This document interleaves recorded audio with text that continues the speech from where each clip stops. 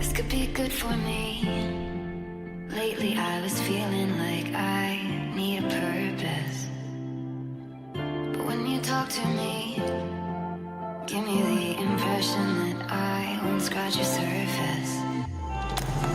And I could walk for days, searching for your praise. Is it even there to find?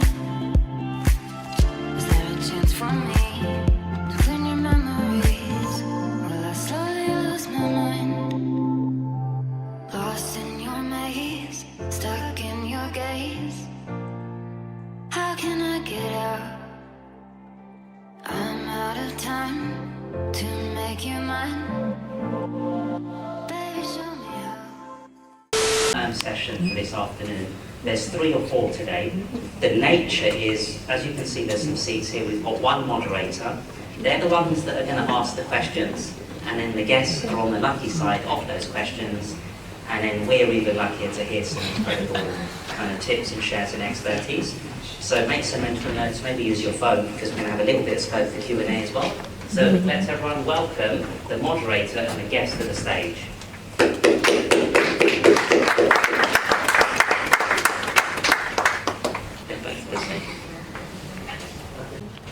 Yeah, please sit. Yeah. So this afternoon is just about hearing from the experts, the knowledge that they have, because these are well experienced people, and unlocking global opportunities in tech. Our focus this afternoon is how to leverage technology for global opportunities. And we understand what's happening. If you've been in tech for a while, you will understand that from the traditional stuff we were using, now moving to the cloud, and then we are trying to see how we can find our space in the cloud. It's now moving to the AI agent, and a lot of people are afraid, like what's going to happen. Losing jobs, Amazon, like laying off people, they want to get some of those robots in, and what is going to happen. So I think it's important that we get this information from experts that are in the field to know whether we are still, there's need for us to still keep on studying or adding more certifications, and what's their plan. So I've got here Ofonime. Ofonime is an expert in managing people and human resources, and then also I've got Donna, who is an expert working with the third sector, working with the public sector. So they will be giving us an insight for us to be able to work with them probably in the next few months or years. I'm not sure years is okay, but I think in the next few months, because we don't know what's going to happen. So quickly, I will just start with Ofonime. Just to ask you this one, what are the biggest challenges companies face in balancing human capital and automation? Okay, hello everyone. I hope everyone can hear me. Can you hear me? Yeah. Yes, we can. Definitely. Okay, I'll just use this then. Hi everyone, good afternoon. Sorry if I repeat the question again. Yeah. What are the biggest challenges companies face in balancing human capital and automation? Okay, so I'll say one of the biggest challenges that companies face in balancing automation and human capital, which is people, is resistance to the change, first of all. So you have a lot of people, and there is this notion of, oh my God, I'm sure we've all heard it, AI is here to take our jobs. AI is here. Well, I for one, I'm a human resource professional. They've told me too many times that I don't have any job again, I should go and sit down somewhere. I should move to tech, or I should move to something. And I'm like, why, how? Don't make it make sense. So we've had that fear of AI is here to take our jobs, and because of that, there's a huge resistance from employees. So you find where there's the introduction of automation, people are resistant to change, we don't want to do it, we don't want to do anything that will make our lives simple just because of this fear. There's also the fear of cost.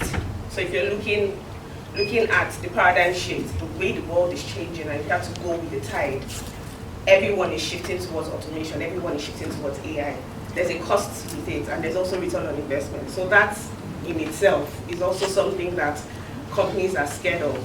And then aside from that cost in investing in the tool, there's also the cost of upskilling and reskilling your people. So yes, you have people who work for you. You also have to go back to the drawing board to upskill them or invest in the skills that they have. So continuous learning is also one of the challenges. Yeah. In my own local sense, when I will be hearing of AI will come and take over your role, I'm always thinking of putting some wrong codes, such that even AI would find it very difficult to correct the code. Right? I don't know about it. I'm not saying you should be doing that. So, Donna, I'll come to you.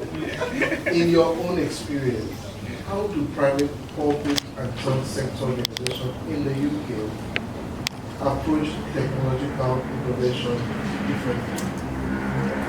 So, I'm sure you're all aware of these three different parts: the private sector, the public sector, and the third sector. So when we're dealing with the private sector, we're talking about people who are keen. They're the first people to get involved in technology, and they invest in that. So they're really risk takers, and so they're not afraid of technology.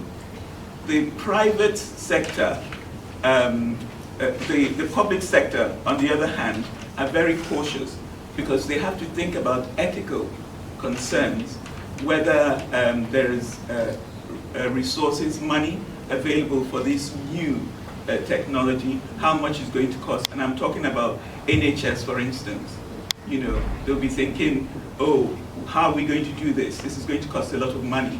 And so that's the problem with the public sector. Also, you also have, like, you know, when you want to change, like schools, like universities now, I was coming up the lift and it was taking forever, and I was going, gosh, with all this technology, this should be. And then one of the staff mentioned that there was the issue of resources and money. So you need investment in doing this, so it takes time. Local authority is also another public sector area. In that, it's very slow because you have to go through the central government and you have to go to the local authorities. You need permission. Bureaucracy becomes the thing that slows innovation and, you know, implementation of these tools. And then finally, you have the third sector, which is usually non-profit charities, SMEs, social enterprises, and all these. That in itself is, innovation comes from having limited resources because they often don't have enough money. And so they have, because of that limitation, they know they have to compete in the world where people are fundraising and all that. So they become very creative in the way they go about it. So if you go into the third sector, you have different ways. People have different ways of using technology to get into that. Thank you so much. Yeah. Yeah, often I will just come back to you again on this very important question. With remote and hybrid work becoming the norm, how has workplace culture in the UK, tech industry evolved, and what are the best practices for fostering collaboration? Okay, I'll say workplace, how has workplace evolved with tech? I think even before tech came, or I won't say before tech, but you guys will have my head. I'll say even from the get-go, COVID has shown us that we can work remotely. So the workplace has evolved so much that there is flexibility and autonomous working. So you don't always have to be in the office to get work done. Part of the evolution of the workspace is I don't necessarily have to do 9 to 5 to get my hours in. So we move from the regular 9 to 5 hours clocking in. Maybe if you don't clock in, but you know your regular on detected timing where I have to be in the office for 8, close at 5. We've moved from that to, oh, you know what, I can actually start my day at 3 p.m. and then close at whatever. So that is part of the evolution of work. Another thing is companies have seen that because of this, we don't necessarily have to employ people physically in locations. There's global working. So for instance, in my work, I do a lot of work with people who sit in the Philippines, in Mexico, and what have you not. And we collaborate, whether you like it or not, and work gets done. So there's a lot of global networking, and Nikki spoke about networking. You get that a lot thanks to the evolution of work. In terms of now putting that together for collaboration, there are too many tools, and I would smile and say thank you to all of you sitting in this room, because we have too many collaborative tools. So there is Zoom, Teams, what have you not. We have the project management tools for real-time working together, where you have Trello and what have you not. Nowadays, I did my onboarding remotely. I didn't get into the office at all. I had a body set up for me, and I haven't seen the person, but we chat as though we know each other from donkey years. Mental health is also extremely important, where you see companies prioritizing on mental health, virtual mental health. Just a few weeks ago in my company, we had, I know that the mental health month, we had a mental health week where we had online yoga sessions. We had, for people who were physically in the office, we had a neck and back body masseuse come to the office for those who were not there. So prioritizing mental health. We have the healthcare 247 employee assisted programs, where you just pick up the phone, speak to someone. You don't necessarily have to speak to your lineman, your manager, whoever. You can just speak to someone on different things. So be it depression, what have you not, prioritizing. So that's how the evolution and the collaborative workplace in Britain has come together. Thank you very much. I wouldn't know how that would cut across a lot of organizations, and if that will also be applicable to SMEs. So the thing is, everybody now is looking, everybody is moving with the curve. Now the truth is, if you don't catch up with what is, you'll be left behind. And we also we've seen organizations who have relaxed a couple of years, and we know where they are now. We won't mention names, but yeah, the evidence is there. So the thing is, whether you're an SME, you're a startup, you always have to find a way to move with the times. Now, you don't necessarily have to start big. There are little ways you can do it. You can even start by doing employee surveys, check-ins, having stand-up check-ins, say, oh, what's happening today? There's this little drawing I have when I want to do check-in with my teams, and it's actually very, very beautiful. It's a drawing of people positioned in different ways. So someone lying on the floor, someone sitting on the tree.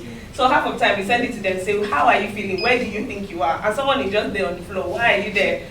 I don't feel like working this week. It is what it is. And the truth is, you take it like that. So you don't necessarily have to, a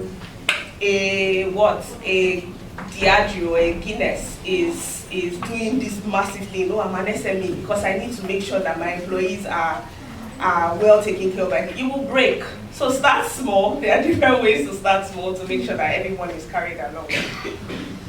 Thank you so much.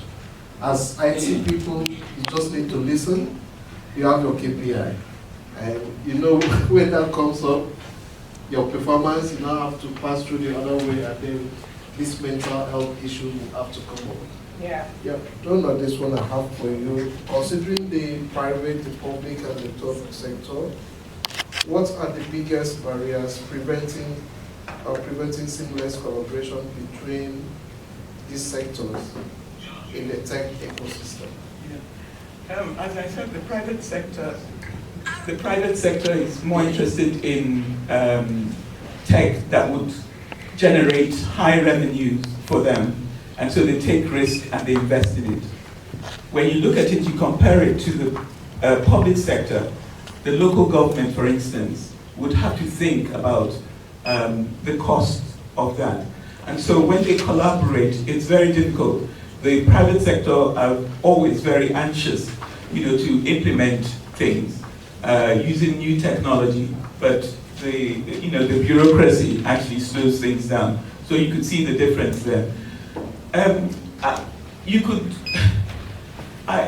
Personally, can I just okay, because sometimes it's always good to use your personal experience rather than, because all these things you can do chat GPT and you get the answer.